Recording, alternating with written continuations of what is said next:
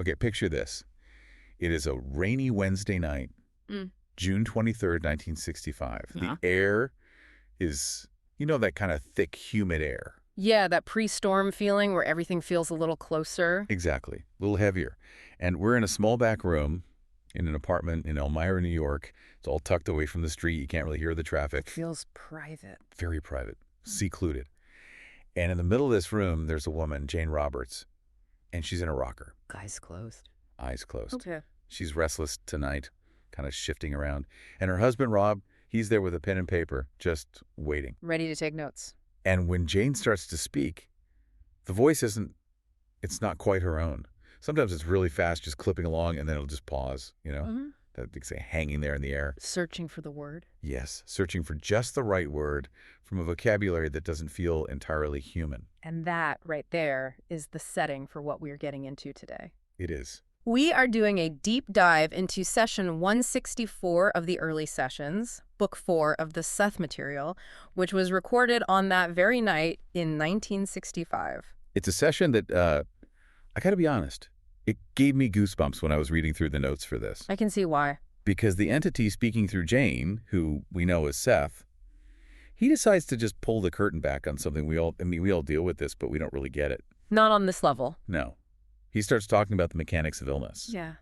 But not like a doctor would. Oh, definitely not. No, this isn't about, germs or viruses or your genetics. This is about the physics of the soul. The physics of the soul. I like that. We're going to be exploring this concept he calls impeding actions. Impeding actions. It sounds so, I don't know, technical, almost like it's from an engineering textbook. It does. But when you actually unpack what he means by it, it's kind of chilling. Yeah. It's all about how our own personalities, our minds, literally create and then hold on to illness. How we turn our own energy back against ourselves. And the why of it all is just, it's fascinating.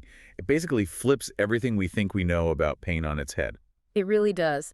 Seth makes this argument that consciousness, at a really deep level, joyfully accepts even painful things. Joyfully. Joyfully, simply because the pain is proof that it exists. So it's not, I think, therefore I am. It's more like, I hurt, therefore I am. That is a perfect way to put it, yes. It is a radical, radical shift in perspective. Okay, so before we get, too deep into the existential dread. And we will. We're going there. But we have to try and keep it a little light, because as heavy as this stuff is, Seth has this way of explaining it that just makes you laugh at how absurdly complicated we make everything for ourselves. We really do have a special talent for messing up the simple flow of energy, don't we? We're masters at it. So yeah, buckle up. We're about to turn your whole understanding of your body completely upside down. And before we get started, just a quick mandatory statement for everyone listening.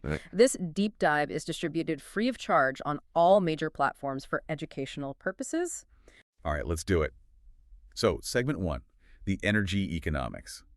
Seth kicks off this session by defining that term we mentioned, impeding actions. Mm-hmm. What are we actually looking at here? Because when I hear impeding, my first thought is, a roadblock. And that's a great visual to start with. A roadblock, a dam. He defines it as a dead-end accumulation of energy. A dead end. Yep. And to really get this, you have to kind of remember your high school physics class. Oh boy. Physics 101, energy can't be created or destroyed. You got it. The first law of thermodynamics. Energy doesn't just stop. It doesn't vanish. It just transforms. Okay. So Seth makes this point right at the beginning. If an action, which could be an impulse, a desire, any kind of movement, if it's not allowed to flow naturally, it doesn't just go away. Right. So if I feel like yelling and I just swallow it down, that yell energy doesn't just evaporate. No, not at all. It turns inward. Seth's words are, the energies appear concentrated and turn inward, affecting the whole system. The whole system. Yeah. Think of it like a river.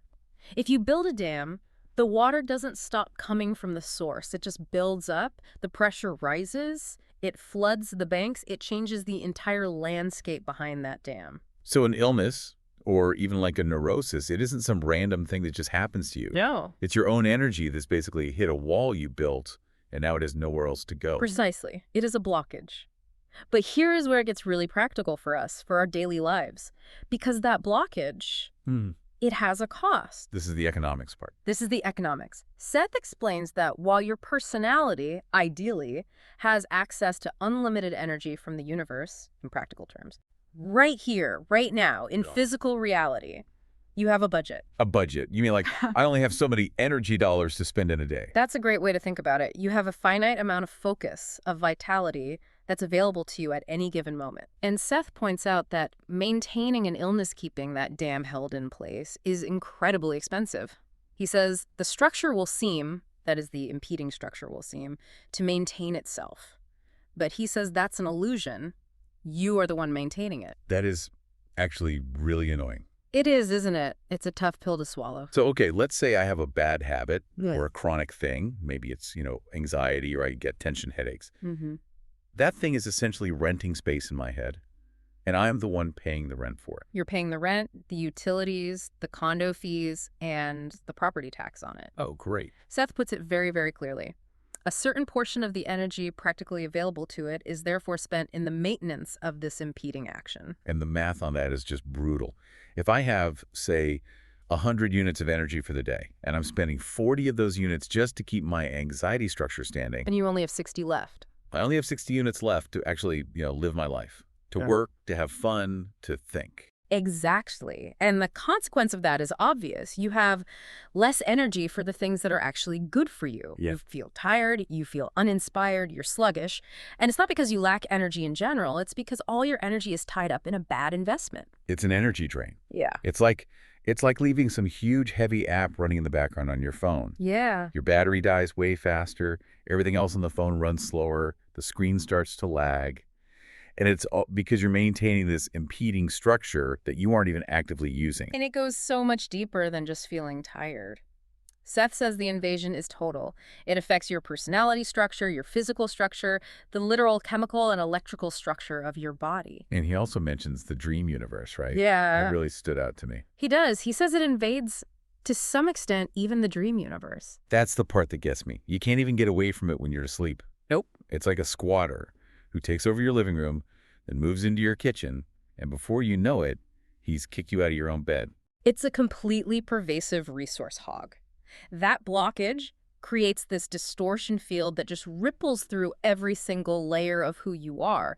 Your cells know it's there, your dreams know it's there. Wow. And the tragedy of it, the real tragedy, is that the personality usually has no idea it's the one writing the checks to keep the squatter there. We think the squatter broke in. But really, we unlocked the door and gave him the key. We did. We handed it right over. Which, that leads us perfectly into the next segment, doesn't it? It does. Because it just begs the question, if this thing is so expensive and so draining and, frankly, so rude, Yeah. why on earth do we keep it? Why don't we just evict the squatter? Logic would say we should. Yeah, logic says just let the river flow. Logic says that. But our subconscious, it operates on a totally different kind of logic. And this is where we get into the identity crisis. This is segment 2, the paradox of pain. Okay, let's get into this. Because, logically, nobody wants to be sick. Nobody wakes up in the morning and says, you know what? I'd love a migraine today. Consciously? No, of course not. But Seth dives into the subconscious mechanics behind it. He says the personality literally accepts the illness as a portion of the self. It identifies with it. It's like it puts a little, hello, my name is sticker on the sickness. Completely.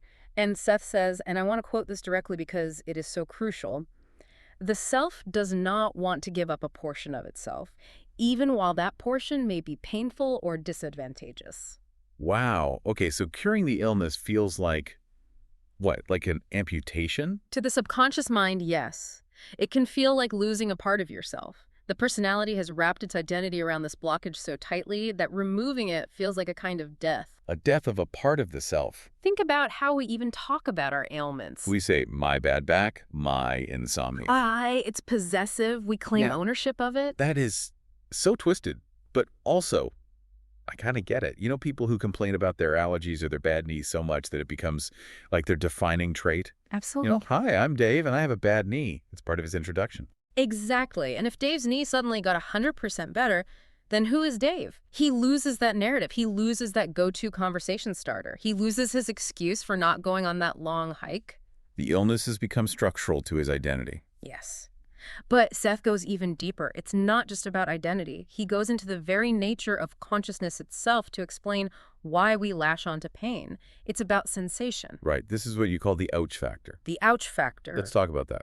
So Seth argues that consciousness has one primary drive: to know itself, to experience itself, to feel real. And here's the kicker. Okay. Deep consciousness doesn't really discriminate between a pleasant stimulus and a painful one. That seems so counterintuitive. I mean, aren't we programmed by evolution to avoid pain? Pain means damage, damage means death. The ego is programmed to avoid pain. The ego is our survival mechanism. But deep consciousness, the soul. Seth says, any heightened sensation, pleasant or unpleasant, has a stimulating effect upon a consciousness. It is a strong awareness of activity in life. So pain is vivid, pain is loud, it gets your attention. Pain screams, I am here, I am real, Seth says this. This acquiescence to painful stimuli is a basic part of the nature of consciousness. Even a painful stimulus is a confirmation of your own existence. It's like, okay, imagine you're in one of those sensory deprivation tanks, Mm-hmm. or just a pitch black, silent room. You can't see, you can't hear, you can't even feel the floor. You might start to panic a little, like, do I even exist? Am I here? But if you pinch yourself really hard, it hurts. But that hurt is actually a relief. Why is it a relief? Because it tells you, okay, yep, I'm still here. I have a body. The wiring is still working. That's a perfect analogy for it. Seth says the ego might try to escape the pain, but the basic nature of action is the knowing of itself. And action, he says, does not differentiate between pleasant, painful, or enjoyable actions. Well, that differentiation, that's something we learn later. It's a later, more sophisticated, and you could argue more neurotic development. So at our very core, we're sensation junkies. We just want the signal, whatever it is, to be loud and clear. In a way, yeah. We're existence junkies, and if pain is the only way to feel vivid, if your choice is between feeling numb and feeling pain, the deep self will often choose the pain. That is strangely humbling and also a little terrifying. It is. It implies that we might be creating all sorts of drama in our lives, not just illness, just to feel something, to feel I alive. do it all the time, but this leads to a really, really interesting comparison that Seth makes. It's between us, these big, sophisticated, neurotic humans, and the basic building blocks of our own reality. Yes, the atoms. This is segment 3, atoms versus egos, or as I like to call it, why molecules are way smarter than we are. Or at the very least, more enlightened. Okay, but before we get to the atoms themselves, we should probably mention Jane's experience during this part of the session. Good point. Because she wasn't just, dictating this information like a machine. She was feeling it. Right. Jane Roberts, the medium, she notes that during a break in the trance, she had this really profound sense of inner comprehension. She described it as feeling like she was inside a concept. Inside a concept. I just love that phrase. What does that even feel like? She said it wasn't visual, it wasn't words, it was just this undifferentiated sense of soaking up the information, like she was becoming the idea itself. It's like the difference between reading a recipe for a cake and actually tasting the cake. Exactly. She was tasting the physics. And the flavor she was tasting was this atomic perspective. And Seth uses it to contrast our human fear with the consciousness of atoms and molecules. And this is where it gets kind of funny, in a way. A little bit, yeah. Because Seth basically says that atoms suffer joyfully. He does. He says the atoms and molecules within the structure constantly accept painful stimuli and suffer even joyfully their own destruction. Suffer joyfully. That sounds like a total contradiction in terms. How can destruction possibly be joyful? Well, it's only a contradiction to us because we have this rigid consciousness. We have an ego that is absolutely obsessed with maintaining its boundaries. Right. This is me. That is not me. This is my body. Don't hurt it. Don't change it. We are control freaks. We are completely obsessed with preserving the status quo. We are. But atoms, they have what Seth calls capsule comprehension. Define that. Capsule comprehension. It means they have an immediate built-in understanding of their place in the whole system. They know they're part of this constant changing action. They know they are energy. So they don't fear death or destruction. Because they know it's not real for them. They know that what we call destruction is just transformation. So an atom that's part of a chemical reaction or getting smashed in a particle accelerator is just like, ooh, here we go again, transformation time. Essentially, yes. Seth says they are aware of their own separateness within action and aware of their reality within all action. There is no reason for them to fear destruction. Meanwhile, we get a paper cut or find a gray hair, and we're acting like the world is ending. My integrity has been breached. I am diminishing. It really highlights the irony of it all, doesn't it? Our so-called sophistication, our highly developed ego, is the very thing that makes us miserable. We're so busy trying to preserve our own identity that we're constantly choosing between actions, terrified of making the wrong choice. And the atoms are just flowing. They accept all You action. can just go with So you're telling me that the actual building blocks of my body are down there having a cosmic rave, totally chill with the universe, Mhm. and my mind is up here stressing out about my mortgage and my back pain. And that stress, that resistance to the flow, is what creates the impeding action in the first place. The atoms accept pain as information, as simple movement. We reject it as a threat. And by rejecting it, by trying to block it, we're the ones who hold it in place. It's like trying to catch a baseball. If you're a good player, you move your hand back with the ball as it comes into the glove. You absorb the force. Right, you flow with it. But if you just hold your hand out there, rigid and unmoving, You can break your fingers. that's it exactly. The atoms move with the ball. We hold our hands rigid. Man, we really, really need to be more like our molecules. That seems to be the lesson, doesn't it? Okay, so we've established that we hoard illnesses because we think they're part of us and because deep down we crave the sensation, any sensation. But Seth, Yeah. he takes it another step further in segment 4. He does. And he makes a claim that is, well, it's controversial, Mm. especially if you've ever suffered from a really serious illness. It is a very challenging idea. This is the concept of illness as a unifying system. This sounded absolutely wild to me when I first read it. He's saying that being sick can actually hold your personality together, that sickness can sometimes be a good thing for your stability. Good. Might be the wrong word. Maybe functional is better. Functional. Seth suggests that if the original personality structure, the healthy you, starts to break down, maybe from stress or trauma or some deep internal conflict, an illness can step in as a, quote, makeshift temporary emergency measure. Like scaffolding on a crumbling building. That's a perfect metaphor. Or a temporary load-bearing wall that you throw up in a hurry because the roof is about to cave in. Seth says, in such a case, the illness actually represents a new unifying system. So the illness gives you a focus. It organizes the chaos inside your head.